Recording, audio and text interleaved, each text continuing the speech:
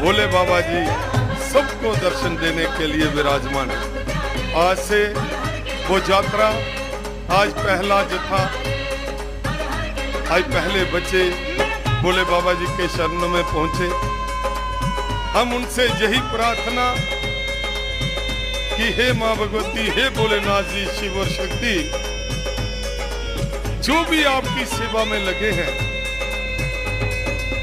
देखिए आसान नहीं होता कि अमरनाथ में 2.5-3 महीने रहना, 2 महीने रहना और खाली रहना नहीं, जितने भी भक्त आते हैं उनकी सेवा के लिए खड़े रहना।